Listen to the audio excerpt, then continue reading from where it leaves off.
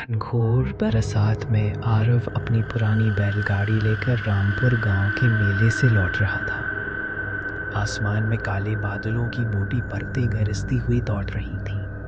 हर बिजली की चमक पर जंगल सफ़ेद उजाले से नहा जाता और फिर अगले ही पल अंधेरे में डूब जाता। कीचड़ से भरे रास्ते पर बैलगाड़ी के पहिए धंस रहे थे और बेचारे बैल थकान से हाँफ रहे थे। आरव हाफता हुआ, पानी से दरबदर, आंखों में डर।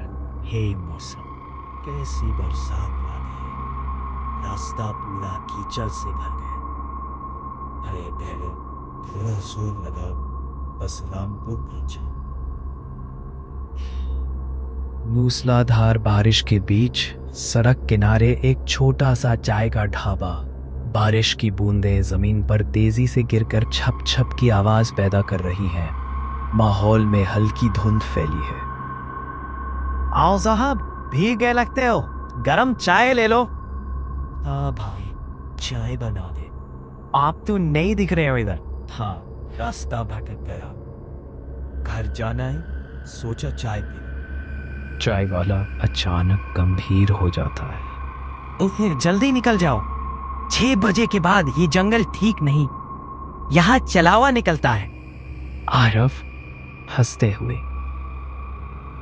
भाई मैं इन चीजों पे यकीन नहीं करता। ढाबे वाला धीमे स्वर में, यकीन करो या ना करो, पर आज रात खास तौर पर कोई बाहर नहीं रुकता। बरसात की रात में वो हर यात्री को फटका देता है। आरव चाय पीकर ढाबा छोड़ता है। चलता, रात ज्यादा है। आरव को जरा भी अंदाजा नहीं था कि ढाबा छोड़कर जिस रास्ते पर वह निकला है, वही रास्ता उसकी जिंदगी की सबसे डरावनी रात बनने वाला है।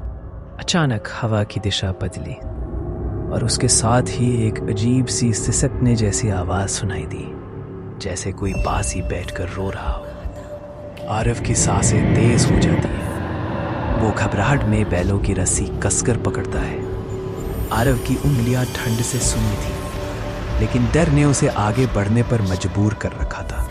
वो बैलों को बार बार तकतकाते हुए बोला, चलो जल्दी करो, कुछ गड़बड़ है।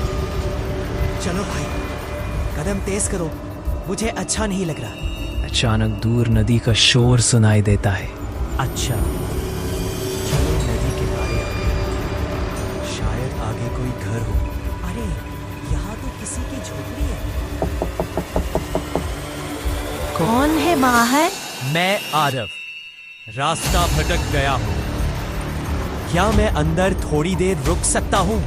हाँ बेटा, अंदर आओ। बारिश में बाहर रहना खतरे से खाली नहीं। आरव अंदर आता है।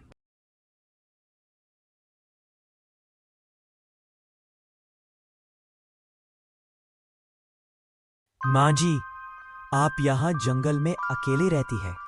हाँ बेटा, लेकिन तुम इतनी रात को कहाँ जा रहे हो? आज की रात यहाँ कोई नहीं रुकता, क्योंकि आज जालमा बाहर निकलता है। बहुत दूर से आए हो बेटा, पहले कुछ खा लो, फिर यहीं सो जाना। बाहर बिल्कुल मत निकलना, चाहे कुछ भी हो जाए।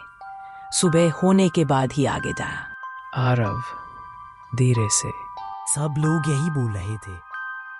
ये चालवा होता क्या है? बूढ़ी औरत धीमी गंभीर आवाज ने, जालवा एक छाया है जो अंधेरे, बारिश और तूफान में मासूम लोगों को भटका देती है। वो किसी के जैसे बोलती है, किसी के जैसे रोती है, किसी के जैसे पुकारती है, और लोग उसका पीछा करते करते कभी लौट कर नहीं आते। बाहर अचानक किसी की तेज चीख जैसी डरावनी आवाज गूंजती है। आरव सहमकर कांपती आवाज में, माँ जी, ये क्या था? वो वही है। बारिश की रातों में यही आवाजें आती हैं, इसलिए हमारा पूरा गांव शाम 6 बजे के बाद बाहर कदम नहीं रखता। आरव उस आवाज को सुनकर और भी ज्यादा सहम गया। उसका दिल जोर जोर से धड़कने लगा। बूढ़ी माँ ने आरव को दिलासा देते हुए कहा, बेटा, आज तुम सही समय पर मेरी झोपड़ी तक पहुंच गए। बेटा, अब सो जाओ, बाहर मत जाना, चाहे कैसी भी आवाज क्यों ना आए। बाहर से अचानक किसी की जानी पहचानी सी आवाज आती है। आवाज लड़की जैसी रोती हुई।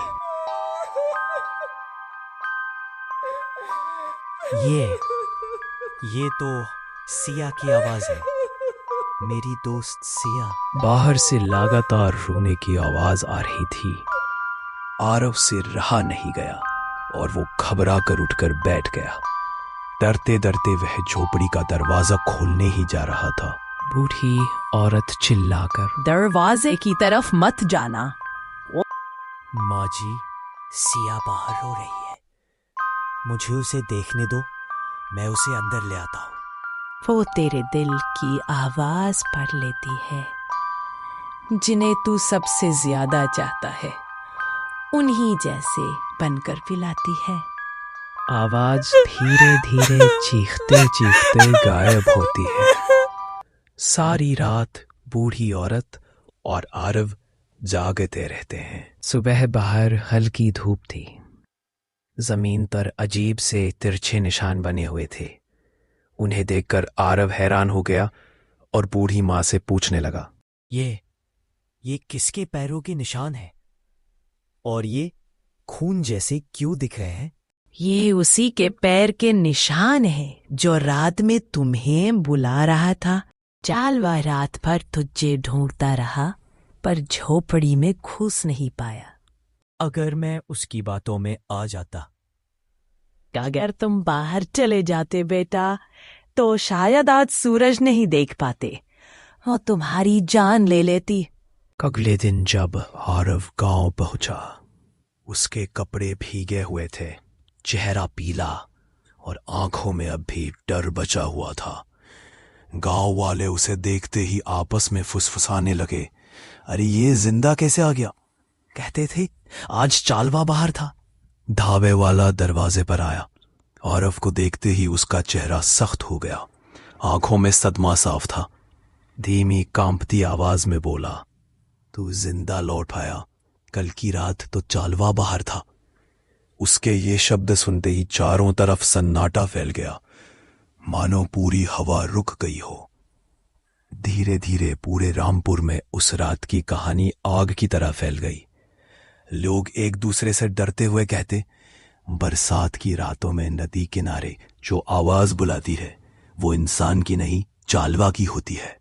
और आरव, वो तो उस रात की आवाज कभी भूल ही नहीं पाया, क्योंकि उसे बाद में समझ आया, उस रात उसे अपनों की आवाज नहीं, मौत उसे बुला रही थी।